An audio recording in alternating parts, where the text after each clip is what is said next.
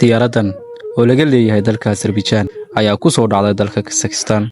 Haddaba ku soo dhawaada daawadayaal muuqaalkeena ayaynu uga hadli doonaa. Sidoo kale qaybaha dambe ee muuqaalkan waxaynu kugula wadaagi doonaa arrin mucjiso la yaab leh oo muujinaysa awoodda leh, balse ugu horeyntii aynu isla eegno sida ay diyaaraddu u dhacday. Diyaaradan waxa ay ka soo kacday caasimadda waddanka Azerbaijan waxayna ku sii jeeday magaalada Grozny ee caasimadda Jamhuuriyadda Chechnya ee ka tirsan Ruushka.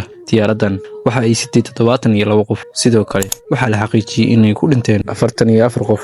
Soo dhicitaanka diyaaradan ayaa waxa lagu sababeeyay inay jirtay cimilo xumo aad u daran. Markana aynu isla eegno arrinta mucjisada la yaabka leh.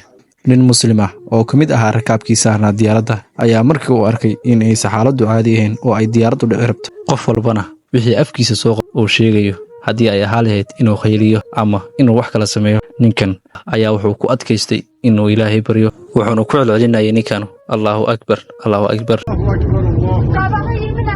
bal aynu wax yar isla daawano kelmadaha cajiibka ay Ilaahay ninkan afkiisa ku simay.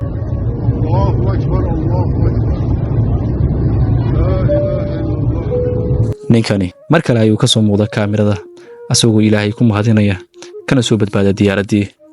bal ka waran diyaaradda aad saaran tahay haddii lagu wargeli lahaa inay soo wajahdo ayna dhici karto, waxaad sameyn lahayd adigu daawade? qaybta hoose ee commentiga nagula wadaag jawaabtaada. mahadsanid.